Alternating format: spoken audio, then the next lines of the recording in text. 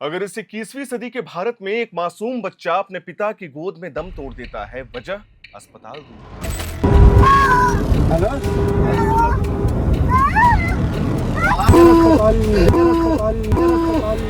मुजफ्फरनगर की मीरापुर से आई ये तस्वीर सिर्फ एक वीडियो नहीं है, यकीन करिएगा, ये उस दर्द की तस्वीर है जिसे इस देश के करोड़ों गरीब परिवार हर दिन जीते हैं। एक मासूम बच्चा घायल हालात में अस्पताल पहुंचने के लिए तड़पता रहा, लेकिन उसे समय पर इलाज नहीं मिल पाया। दावा किया जा रहा है कि इलाके में बेहतर स्वास्थ्य सुविधाओं की कमी और अस्पताल तक पहुंचने में हुई देरी ने उस मासूम बच्चे की जान ले ली। ये वीडियो कहां का है, लोग मुजफ्फरनगर का बता रहे हैं, लेकिन एयर नाउ इसकी पुष्टि नहीं करता। बच्ची को प्राइवेट गाड़ी से अस्पताल ले जाया जा रहा था, लेकिन रास्ते में ही उसकी मौत हो जाती है अपने पिता की गोद में। सोचिए, जिस उम्र में एक बच्चा खिलौनों से खेलता है, उस उम्र में उसे जिंदगी और मौत की लड़ाई लड़नी पड़ी। और सबसे दर्दनाक बात यह है कि लोग कह रहे हैं, अगर समय पर इलाज मिल जाता, अगर आसपास बेहतर अस्पताल होता, अगर एम्बुलेंस और इमरजेंसी सिस्टम ठीक होता, तो शायद आज वो बच्चा हम सभी के बीच खेलता हुआ नजर आता। अब सोशल मीडिया पर लोग गुस्से में हैं। जाहिर सी बात है, कोई प्रशासन को दोष दे रहा है, कोई सिस्टम को, और कोई पूछ रहा है कि आखिर छोटे शहरों और गांवों की जिंदगी इतनी सस्ती क्यों है?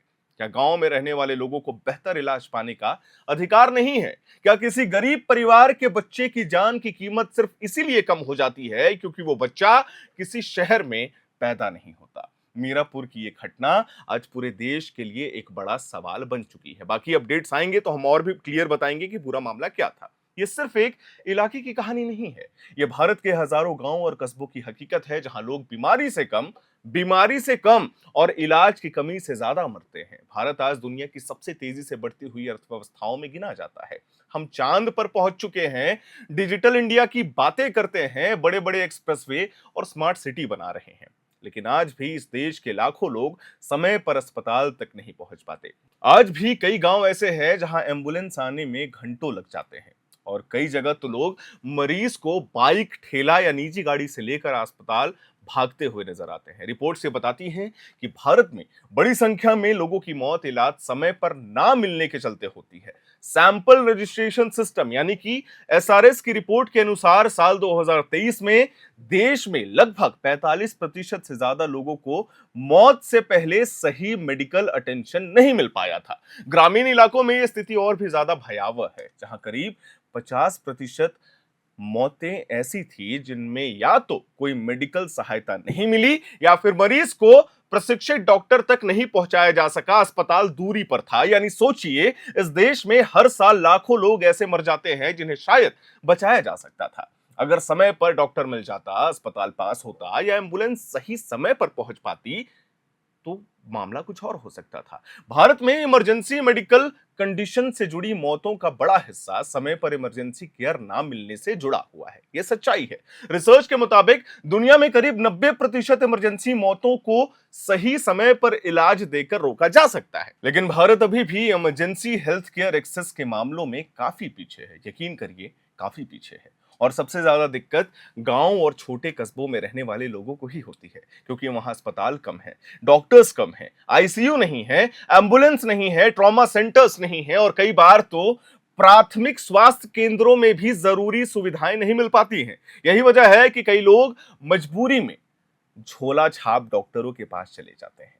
उत्तर प्रदेश में इंडियन मेडिकल एसोसिएशन ने हाल ही में दावा किया था कि लगभग 25% मरीज पहले अपंजीकृत या फिर गैर प्रशिक्षित लोगों से इलाज करवाते हैं, क्योंकि उन्हें सही समय पर सही डॉक्टर या फिर अच्छे डॉक्टर नहीं मिल पाते हैं। अब जरा उस परिवार के बारे में सोचिए जिसने अपने बच्चे को खो दिया। शायद उन्होंने भी आखिरी उम्मीद तक कोशिश की। गाड़ी तेज चल रही थी, जो प्राइवेट गाड़ी में उस बच्चे को अस्पताल ले जाया जा रहा था, वो गाड़ी तेज चल रही थी, लेकिन क्या हुआ? डॉक्टर मिल पाया क्या? किस्मत से ज्यादा इस सिस्टम ने उन्हें हरा दिया। एक बच्चे की मौत सिर्फ एक परिवार की त्रासदी नहीं होती है, ये सिस्टम की त्रासदी है। और सिस्टम पे एक सवाल खड़ा करती है, जब मौत की वजह बीमारी नहीं बल्कि इलाज तक पहुंचना नामुमकिन सा हो जाता है, तो उस परिवार पे क्या बीतती होगी। आज सोशल मीडिया पर लोग लिख रहे हैं कि अगर यही घटना किसी बड़े शहर में होती, अगर आसपास मल्टी स्पेशलिस्ट अस्पताल होते, अगर तुरंत एम्बुलेंस मिल जाती, तो शायद कहानी कुछ और हो सकती थी। और यही बात लोगों को अंदर से तोड़ रही है, क्योंकि भारत में हेल्थ केयर अभी भी बराबरी का अधिकार नहीं बन पाया है। शहर और गांव के बीच इलाज का अंतर इतना ज्यादा है कि लोग पैरासीटामोल के लिए भी तड़पते हैं। किसी के लिए अस्पताल 10 मिनट दूरी पर है, 5 मिनट की दूरी पर है, तो किसी के लिए 80 किलोमीटर। किसी को तुरंत आईसीयू मिल जाता है तो कोई सड़क पर ही दम तोड़ देता है, कोई देखने तक नहीं आता। सरकारें हर साल स्वास्थ्य बजट बढ़ाने की बातें करती हैं, नए अस्पतालों का उद्घाटन तो होता है, योजनाओं का ऐलान तो होता है, लेकिन धरातल पे जो हकीकत है वो हमसे और आपसे छुपी हुई नहीं है। क्या सच्चाई है ये आप हमें बेहतर बता सकते हैं। कई एक्सपर्ट से मानते हैं कि भारत में हेल्थ केयर की सबसे बड़ी चुनौती सिर्फ अस्पताल बनाना नहीं, बल्कि लोगों तक सही समय पर इलाज पहुंचाना है, क्योंकि इमरजेंसी में हर मिनट की कीमत होती है। यह हादसा बच्चे के साथ कैसे हुआ, किस तरीके से हुआ, अभी इसका पूरा डेटा हमारे पास नहीं है। वीडियो लगातार सोशल मीडिया पे वायरल हो रहा था, हमने हर सोशल मीडिया प्लेटफॉर्म पे यह वीडियो देखा।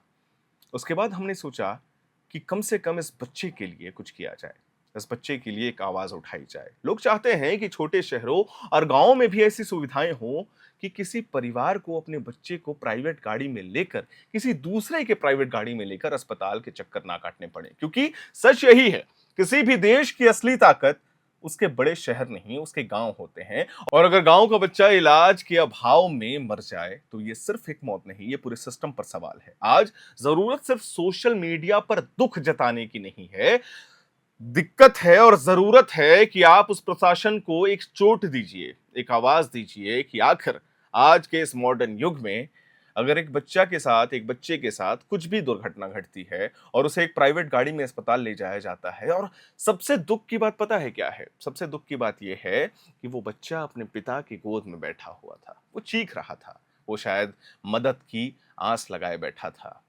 उसके साथ क्या घटना घटित हुई है इसकी जानकारी अभी हमें नहीं है, लेकिन अंदाजा नहीं लगा सकते हैं आप कि एक छोटा सा मासूम अपने पिता की गोद में दम तोड़ता है। वो और जो लोग उनकी सहायता कर रहे थे, हम उनकी भी प्रशंसा करना चाहेंगे। गाड़ी तेज चला रहे थे, उन्होंने हर मुमकिन कोशिश की कि शायद वो बच्चा बच सके। लेकिन आज भारत के 140 करोड़ लोग ये सवाल पूछ रहे हैं कि आखिर चूक हुई तो हुई कैसे? क्यों आखिर इतने दूरी पर इतने बड़े-बड़े अस्पताल हैं? When performance matters, pressure is not a problem. At Duraplast, we manufacture high-strength FRP pressure vessels designed for durability, safety, and long-term performance. Built with advanced fiber reinforcement technology, our vessels offer exceptional tensile strength while remaining lightweight and corrosion-resistant. Perfect for water treatment systems, roplants, and demanding industrial applications. And power your operations with strength you can trust. Get in touch with Duraplast today. अस्पताल कैसे बनता है? अस्पताल बनता है जनसंख्या के आधार पर, आबादी के आधार पर। भारत में 140-145 करोड़ की आबादी रहती है। अच्छे अस्पताल गिने चुने हैं, वहां भी बेड फैसिलिटीज नहीं मिल पाती। स्वास्थ्य सुविधाओं को लेकर के लगातार तर्क वितर्क होता है कि आखिर सरकारी अस्पताल में किन तरीके की सुविधाओं का लोग आह्वान कर रहे हैं, क्या वहां पे फैसिलिटीज दी जा रही हैं, किस तरीके की फैसिलिटीज दी जा रही हैं। एक छोटे से बच्चे के साथ ये घटना जो होती है, उसने हजारों लोगों की आंखें खोल दी कि आखिर हमारे देश में सच में जरूरत अभी किस चीज की है।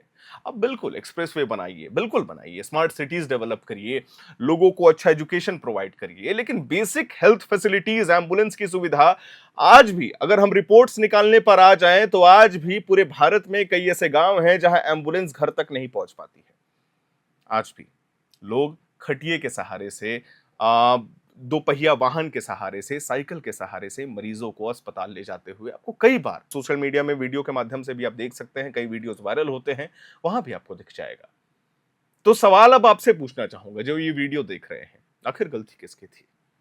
प्रशासन की, सरकार की, स्वास्थ्य सुविधाएं की, किसकी गलती थी?